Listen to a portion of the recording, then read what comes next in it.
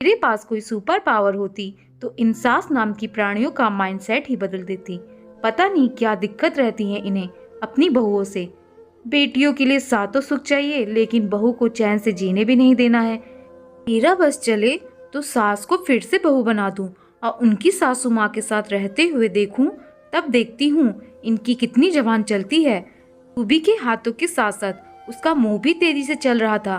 वो अपने आप में ही बड़बड़ करती जा रही थी क्योंकि उसकी सासू माँ कलावती जी को अपनी बहू सर्वगुण संपन्न चाहिए और बेटी काम के नाम पर निलबट्टे सन्नाटा है। तभी फोन की घंटी बजी। रूबी की तंद्रा भंग हुई और बड़बड़ाहट रुकी। जब तक वो हाथ धोकर फोन उठाती तब तक सासू माँ कलावती जी ने लपक कर फोन उठा लिया। उन्हें लगा कि उनके मायके से या उनकी बेटी का फोन है। तभी खुशी खुशी भागती चली आई। लेकिन रूबी ने देखा कि आज सासू माँ के चेहरे पर हमेशा वाली चहक नहीं है। वो सर पर हाथ रखकर बैठ गई और चेहरे से ऐसा लग रहा था कि अब रोई तब रोई। रूबी की तो कुछ पूछने की हिम्मत नहीं हुई क्योंकि वो तो रूबी से कभी ढंग से बात ही नहीं करती, ना ही उसकी किसी बात का जवाब देना जरूरी समझती। तब तक ससुर जी आ गए और पत्नी को ऐसे बैठे देखकर पूछा, क्या हो गया? आज शेरनी बकरी बनी कैसे बैठी है? वरना तो तुम दिन भर बेचारी बहू पर दहाड़ती रहती हो और बहू बेचारी बकरी की तरह मिमियाती रहती है। मजाक मत करो, मैं वैसे भी बहुत परेशान हूँ। कल गांव से अम्मा जी आ रही हैं, वो भी अपनी बहन के साथ। मतलब मेरी दो दो सास आ रही हैं।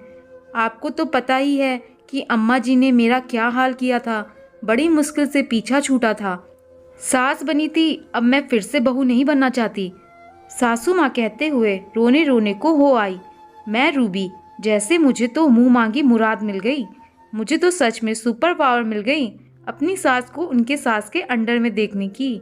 क्या अम्मा और मौसी आ रही हैं? चलो भाई, कोई तो होगा जो मेरी अहमियत समझेगा। अब तो मैं भी अपनी अम्मा का पल्लू पकड़कर उनके आगे पीछे घूमूंगा जैसे तुम्हारा लाडला घूमता है। उठो और जल्दी जल्दी उनके आने की तैयारी करो। दूसरे दिन सुबह सुबह दादी जी और मासी दादी अपने सामान के साथ घर के आंगन में मौजूद थी। जी गाड़ी से जाकर अपनी माँ और मासी को ले आए थे। रूबी को तो सुबह जल्दी उठने की आदत थी, इसलिए वो नहा धोकर तैयार थी। उसने फटाफट नाश्ते की भी तैयारी कर ली थी। लेकिन सासू माँ, जिन्होंने रूबी के आने के बाद घर के कामों से संन्यास ले लिया था, वो अभी तक घोड़े बेचकर सो रही थी। रूबी को सुबह 5 बजे उठने का आदेश था। रूबी ने सबसे पहले घूंघट लेकर दोनों लोगों के चरण स्पर्श किए और जल्दी से पानी मीठा ले आई। दादी और मासी दादी दोनों रूबी से बहुत खुश रहती थीं। आखिर उनकी लाडली पोता बहू थी। दोनों ने रूबी को ढेर सारा आशीर्वाद दिया और पूछा, बहू तुम्हारी सास यानी हमारी बहू कहाँ है, या फिर अभी तक सोकर नहीं उठी? अम्मा, अब वो खुद सास बन गई हैं, अपनी बहू पर हुक्म चलाती हैं। उसे अब कोई काम करने की या जल्दी उठने की क्या जरूरत है? कह तो ऐसे रही है जैसे बहू बनकर तो उसने सारे काम संभाले हुए थे और सुबह 4 बजे ही उठ जाती थी। ये तो तुम्हारी पत्नी किस्मत में राजयोग लिखाकर आई है। उसने बहू बनकर भी आराम किया और सास बनकर भी आराम कर रही है। जब ब्याह कर आई तो तुम्हारी नौकरी की वजह से तुम्हारे साथ चली आई। उसे हमारे साथ रहने का और काम करने का मौका ही कब मिला। चलो अब कुछ दिन साथ रहकर सारी कसर निकालेंगे, दोनों बहनें ने समवेत स्वर में कहा। तब तक देखा कि सासू माँ सर पर पल्लू रखे भागते चली आ रही हैं। आज स्लीवलेस गाउन गायब था। आज अपनी दोनों सासू की वजह से साड़ी पहनकर आई थी। पति ने व्यंग कसा, अरे कलावती, आज तुमने साड़ी पहन ली, तो हमेशा वो स्लीवलेस वाला गाउन पहनती थी। बहू, हद है, तुम बुढ़ापे में स्लीवलेस गाउन पहनती हो और हमारी नई नवेली पोता बहू बेचारी भरी गर्मी में भारी भरकम साड़ियाँ पहनती हैं, सर पर पल्लू भी रखती है। अब जब तक हम यहाँ हैं गाउन दिखने नहीं चाहिए। आज तक तुम्हारे हाथों का बना खाना बहुत कम ही खाया है। अब जब तक हम लोग यहाँ पर हैं, खाना नाश्ता सब तुम्हारे हाथों का ही खाएंगे। तुम अपनी बहू पर बहुत हुक्म चलाती हो, अब थोड़ा मौका तो हमें भी अपनी बहू पर हुक्म चलाने का दो। बहू को अपने इशारों पर नचाने का सुख तो हमें भी मिलना चाहिए। दोनों बहनों ने आपस में एक दूसरे का हाथ दबाया। रूबी और ससुर जी की तो मन मांगी मुराद पूरी हो रही थी क्योंकि सासू माँ ने अपने कारनामों से बहू और पति दोनों के नाक पे दम कर रखा था। बहू रूबी को 1 मिनट चैन से बैठने नहीं देती। अगर ससुर जी कुछ अपनी बहू के पक्ष में बोल दे तो उनकी सामत आ जाती। और बेटा, वो तो माँ का भक्त है, जो माँ कह दे वो सर माथे। रूबी बेचारी को गर्मी लगती तो सूट नहीं पहनने देती और सर से पल्लू खिसकना नहीं चाहिए। सूट और गाउन पहनती, वो भी स्लीवलेस।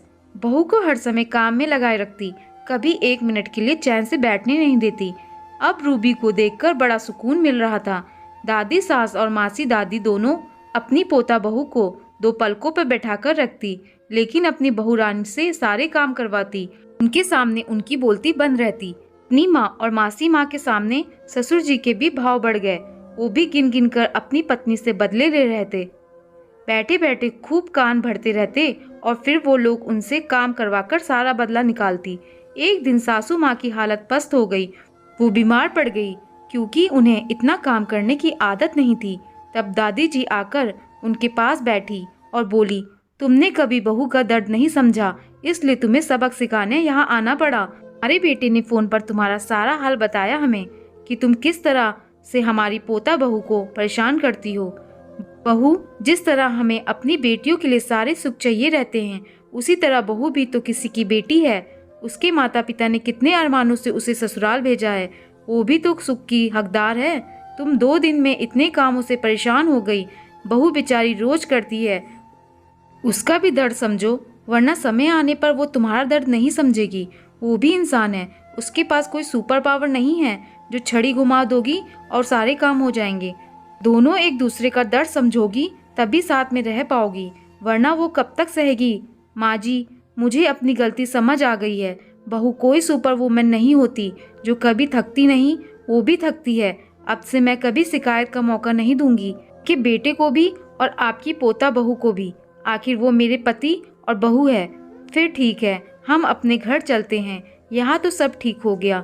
ससुर जी अपनी माँ को गले लगाकर मुस्कुराने लगे और बोले, अम्मा, जब घी सीधी उंगली से ना निकले तब उंगली टेढ़ी करनी पड़े हैं। भी मन ही मन सबको धन्यवाद दे रही है।